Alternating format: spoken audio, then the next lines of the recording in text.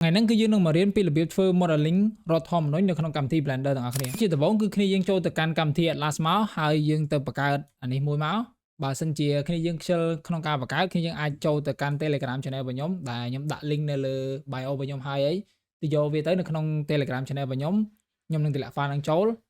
ហើយបើអត់ចង់ទៅចូលយកទេគ្នាអាចធ្វើខ្លួនឯងក៏បានដែរគ្រាន់តែ download រូបភាពនេះមួយមកយើង copy វាចឹងមកយើងចូលមកកាន់ក្នុងនេះវិញបន្តមកអ្នកគ្នាគ្រាន់តែយក pen tool មកហើយគូសតាមមួយនឹងទាំងអស់ទៅគឺបានហើយសម្រាប់ខាងក្រោមនេះវិញគ្នាយើងគ្រាន់តែគូសវាមកខាងដូចខ្ញុំចឹងមកបានហើយចឹងសម្រាប់ខ្ញុំអត់ត្រូវការគូសអាហ្នឹងទេខ្ញុំលុបនេះចោលវិញចឹងបន្ទាប់ពីខ្ញុំធ្វើបានអាហ្នឹងហើយខ្ញុំត្រូវការធ្វើឲ្យវាទៅជា 3D ចឹងខ្ញុំធ្វើវាទៅជា 3D នៅក្នុងកម្មវិធី Atlas ហើយយកហ្មងចឹងខ្ញុំគ្រាន់តែ select វាចឹងមកខ្ញុំគ្រប់វាបន្តមកទៀតយើងចូលមកកាន់ 3D and material នេះមកហើយបើសិនជាអត់ឃើញទេវានៅក្នុង effect យើងយក 3D and material extrude and bevel នេះមកវានឹងចេញអាផ្ទាំងហ្នឹងមកហើយចឹងកន្លែងនេះគឺខ្ញុំនឹងយក extrude ហើយកន្លែងនេះគឺខ្ញុំនឹងដាក់ bevel ឲ្យវាបន្តិចខ្ញុំយក bevel ហ្នឹងយើងដូរកន្លែងនេះទៅជា round ហើយយើងបន្ថយអានេះបន្តិចហើយនឹង high វាបន្តិចមកខ្ញុំចង់ឲ្យវាមានរបៀប bevel បន្តិចកុំឲ្យវាមើលទៅឃើញស្រួយពេកហើយសម្រាប់ rectangle នេះគឺខ្ញុំយកវាមកវិញមកហើយយើង extrude ដូចគ្នាចឹងអានេះគឺយើងធ្វើដូចគ្នាមកយើងដាក់ bevel យើងយក step វិញចឹងខ្ញុំចង់ដាក់ឲ្យវាមានកលៈព្រោះដោយសារតែនៅក្នុង reference គឺយើងមានកលៈបន្តិចកន្លែងនេះចឹងខ្ញុំចង់ធ្វើចឹងដូចគ្នាយើងយកអាហ្នឹងមកហើយខ្ញុំដាក់ inside វិញព្រោះខ្ញុំចង់ឲ្យវា bevel ចូលក្នុងកន្លែងនេះគឺខ្ញុំយក2ចេះទៅហើយខ្ញុំតម្លើងកន្លែង high នេះបន្តិចមកប៉ុណ្នេះមកបានហើយសម្រាប់អក្សររដ្ឋធម្មនុញ្ញនេះគឺខ្ញុំសរសេរអក្សរហើយដាក់ font នេះហើយយើងចូលទៅកាន់ object យើងយក expand យើងចុច OK មកអញ្ចឹងអានេះបើសិនជាគ្នាយើងចង់ធ្វើក្នុងហ្នឹងឲ្យហើយក៏បានដែរយើងធ្វើដូចគ្នាមកយើងយក extrude ហើយកន្លែងនេះគឺខ្ញុំនឹងដូរពណ៌វាដើម្បីឲ្យស្រួលមើលអញ្ចឹងដូចគ្នាគឺខ្ញុំនឹងដាក់ bevel វាបន្តិចខ្ញុំយក round ទៅបានហើយដាក់វាមកល្មមទៅអូខេអញ្ចឹងយើងមកដល់អាក្រុមនេះម្ដងយើង select លើវាមកខ្ញុំអត់យក extrude ទៅទេយើងយកអានេះ revolve នេះមកចុចផ្លាច់មកបានហើយអញ្ចឹងអាហ្នឹងយើងធ្វើតែប៉ុណ្្នឹងទៅបានហើយបន្តមកទៀតខ្ញុំដាក់អានេះនៅមុខហើយខ្ញុំគ្រប់វាមួយសារទៀតបន្តមកទៀតគ្នាយើងត្រូវការចូលទៅកាន់ window យើងរកពាក្យថា asset export នេះមកខ្ញុំមានអីអញ្ចឹងខ្ញុំគ្រាន់តែទាញអាហ្នឹងតម្លាក់ចូលកន្លែង asset export ខ្ញុំមកវានឹងបានមួយអីអញ្ចឹងខ្ញុំដាក់ថារដ្ឋធម្មនុញ្ញអញ្ចឹងទៅអូខេហើយ complete ដូរកន្លែងនេះយើងយកជា GLTF ហ្នឹងមកហើយយើង select លើវាយើង export យើងរកទីតាំងដែលយើងចង់ដាក់វាហ្នឹងមកបន្ទាប់ពី save ហើយយើងចូលមកកាន់ Blender យើងវិញចាអានេះគឺជាផ្ទាំងការងារក្នុង Blender របស់ខ្ញុំយើងចូលមកកាន់ file មកយើងយក import យើងយកអាក្រុមគេហ្នឹងមក GLTF 2.0 ហ្នឹងហើយទៅរកអា file ដែលយើងបាន save មិញមកចឹងអានេះគឺឈ្មោះវាយើង select លើវាហើយខ្ញុំចុច import មកចឹងយើងនឹងទទួលបានវាមកហើយខ្ញុំនឹងលុបអានេះចោលសិនហើយអញ្ចឹងបន្ទាប់ពីយើងបានវាមកហើយគឺយើងចុច scale វាដើម្បីប្រិចវាធំបន្តិចមកកុំឲ្យវាទូចពេកហើយគ្នាយើងអាចចុចអាកន្លែង cap ខាងលើនេះដើម្បីមក front view ឬក៏យើងចុចលេខ1នៅលើ numpad key របស់យើងមកនេះគឺខ្ញុំនឹងរៀបចំវាឡើងវិញអញ្ចឹងជាដំបូងគឺខ្ញុំសេរីគ្រប់វាចូលគ្នាសិនអាណាដែលរបៀបវាត្រូវដាក់ element ជាមួយគ្នាអញ្ចឹងឧទាហរណ៍ដូចជារដ្ឋធម្មនុញ្ញនេះវាត្រូវនៅតែមួយបានហើយអញ្ចឹងខ្ញុំ select វាចុច shift ហើយ select វាអញ្ចឹងមកបន្តមកទៀតគ្នាយើងអាចចុចមកអក្សរ mo មួយទៀតចុច shift ដែរចុចអក្សរ mo មកហើយយើងចុច control P យើងយកobject ហ្នឹងក៏បានបើមិនចឹងទេគ្នាយើងអាច control អក្សរ J ដើម្បី join វាចូលគ្នាក៏បានដែរអញ្ចឹងឲ្យវាឥឡូវនេះគឺវាមានតែជាមួយ object វិញណាឥឡូវខ្ញុំឃើញវាថាវាអត់ទាន់ action point វាអត់ទាន់នៅចំកណ្ដាលអក្សរទេអញ្ចឹងខ្ញុំ mouse ស្ដាំយក set origin to geometry ចាឥឡូវនៅពេលដែលយើង bridge room ទៅវានៅចំកណ្ដាលហើយអូខេចាអានេះមួយទៀតខ្ញុំទាញវាមកមុខសិនមកបន្តមកទៀតគឺយើង select អាខាងក្រោយហ្នឹងមកកុំឲ្យវាជាប់មកផ្សេងទៀតបន្តមកទៀតគឺយើងចុច shift ហើយចុចលើកណ្ដាលមួយមកដើម្បីឲ្យវាមានពណ៌លឿងមួយបើអត់ចឹងទេគឺយើង control J អត់ចេញទេអញ្ចឹងយើងចុច control J មកឥឡូវនេះគឺយើង join ទាំងអស់ហ្នឹងចូលគ្នាតែមួយឯងអូខេអញ្ចឹងនៅក្នុងរូបភាពរដ្ឋធម្មនុញ្ញហ្នឹងគឺយើងមានអាជើងនេះមួយតង់ទៀតនៅក្នុងនោះខ្ញុំធ្វើតែមួយទេដើម្បីកុំឲ្យពិបាកព្រោះមកដល់ក្នុងនេះគឺយើងអាច duplicate វាទៅបានទេអញ្ចឹងយើងយក front view វិញមកកន្លែងនេះអានេះគឺខ្ញុំទាញវាចេញសិនដើម្បីកុំឲ្យបាំងអញ្ចឹងយើងធ្វើតែអានេះសិនខ្ញុំអាចដាក់វាឲ្យចំកណ្ដាលតិចមកយើងចុច G ហើយចុចអក្សរ X ដើម្បីទាញវានៅ X axis ហើយយើង complete យក reference មកមើលផងអញ្ចឹងជាដំបូងគឺខ្ញុំត្រូវការ duplicate អានេះសិន duplicate វាឡើងលើមកចុច shift D ហើយទាញវាឡើងលើចុច set ដើម្បីទាញវាឡើងលើហើយខ្ញុំត្រូវការ set geometry set origin to geometry មកឲ្យវាចំកណ្ដាលដើម្បីខ្ញុំអាច bring ពីកណ្ដាលបានអញ្ចឹងខ្ញុំដាក់វានៅកន្លែងនេះមកខ្ញុំទាញវាចុះក្រោមតិចសិនអញ្ចឹងយើងចូលទៅមើល reference យើងវិញវានៅចំកណ្ដាលហើយសំខាន់បំផុតគឺអាកែងនេះគឺវានៅចំកែងខាងនេះដែរអញ្ចឹងយើង break នេះសិនមកយើងចុច G ហើយនៅអក្សរ X ដើម្បី move វា x axis ខ្ញុំចុច S ដើម្បី scale វាបន្ថែមទៀតអញ្ចឹងរដ្ឋធម្មនុញ្ញហ្នឹងវាប្រហែលជារូបរាងវាប្រហែលជាបែបហ្នឹងហើយយើងអាចចុចលេខ3ដើម្បីមកស្ដាំឬក៏ខ្ញុំអាចប្រើនេះហ្មងទៅចុច Y មកដើម្បីវាចំពាក់កណ្ដាលអូខេអញ្ចឹងយើងចូលទៅ front វិញយើងទៅមើលនេះវាកែងបែបហ្នឹងណាចានេះគឺខ្ញុំត្រូវការ break វាព្រោះអីវារៀងទៅដល់លើដែរទៅដល់អាកម្មមួយនេះទៅដល់អាកម្មមួយនេះអញ្ចឹងយើងត្រូវការ break វាបន្តិចមកហើយទីទៅលើយើងមើលដើម្បីកុំឲ្យវាជន់អានោះពេកកុំឲ្យវានេះឲ្យវាជន់បន្តិចចឹងបានហើយយើងមក front view វិញមកប៉ុណ្ណឹងហើយខ្ញុំត្រូវការនេះយកមកវិញចឹងអាពីរនេះគឺខ្ញុំនឹងចុច G ហើយ X យកវាមកវិញលើកឡើងលើតិចមកចឹងយើងទៅមើលទៀតវាធំតិចដែរចឹងទាំងពីរហ្នឹងគឺខ្ញុំ break វាទាំងពីរយកមកទៅអូខេជប់ខ្ញុំ set to geometry សិនមក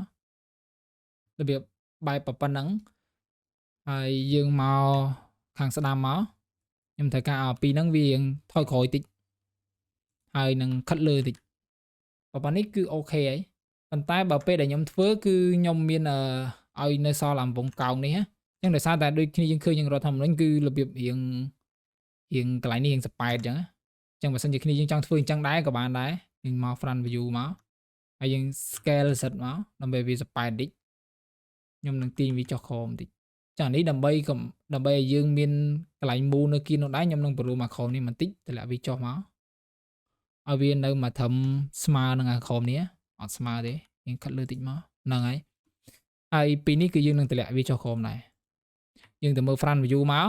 យើងនឹងសល់អាចន្លោះហ្នឹងបន្តិចឯងអញ្ចឹងចន្លោះហ្នឹងគឺខ្ញុំអត់ចង់ឲ្យមានប្រហោងអញ្ចឹងទេខ្ញុំនឹងបង្កើតចុច shift A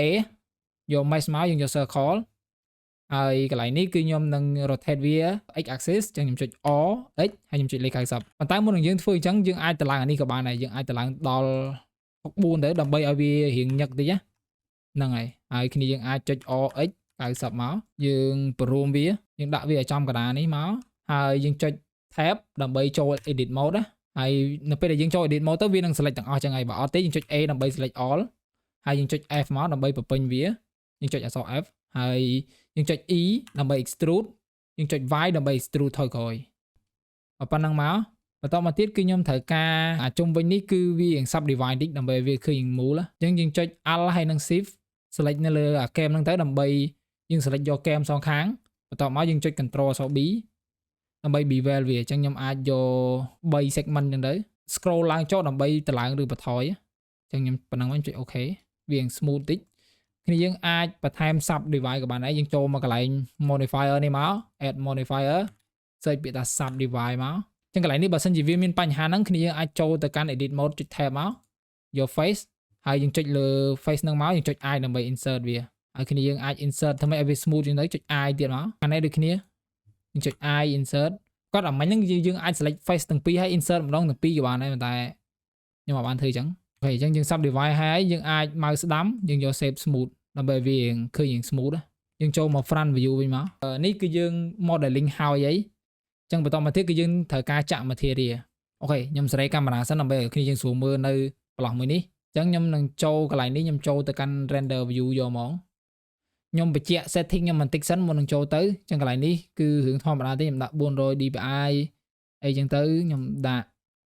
កន្លែងនេះខ្ញុំដាក់ transparent ដើម្បីកុំឲ្យមាន background ហ្នឹងខ្ញុំគ្រីសវាកុំឲ្យមានជាប់ background ខ្ញុំចូលមកកន្លែង import នេះគឺជា resolution ដែលខ្ញុំដាក់ 3000 ខ្ញុំយកជ្រុងហើយកន្លែង blur នេះគឺខ្ញុំនឹងដូរ color ទៅជាពណ៌ខ្មៅព្រោះខ្ញុំនឹងរៀបចំភ្លើងដោយខ្លួនឯងអញ្ចឹងមុននឹងចូលទៅធ្វើអីបន្ថែមទៀតខ្ញុំនឹងបង្កើត background មួយសិនយើង shift A មកយើងយក plane យើងយក RX 90ខ្ញុំនឹង break វាធំហើយទាញវាទៅក្រោយហើយ break ឲ្យធំថែមទៀតឲ្យវាពេញអាប្លោះនេះអូខេអានឹងទី1បន្តមកទៀតគឺខ្ញុំនឹង select ទៅលើអានេះខ្ញុំចុច shift A យើងយក like ខ្ញុំយក 3 point live បើសិនជាគ្នាយើងអត់មានអញ្ចឹងដូចខ្ញុំទេយើងចូលមកកាន់ edit preference កន្លែង add on នេះយើង search នេះ search អាពាក្យនេះទៅបើអត់ search ចឹងអត់ចេញទេ search 3 point អញ្ចឹងមកវានឹង load ឲ្យនេះ3 point អញ្ចឹងមកវា load អីគេ try lighting នឹងមកឲ្យយើងហើយអាហ្នឹងគឺខ្ញុំប្រើហ្នឹងបន្តមកទៀតគឺខ្ញុំនឹងសេរីភ្លើង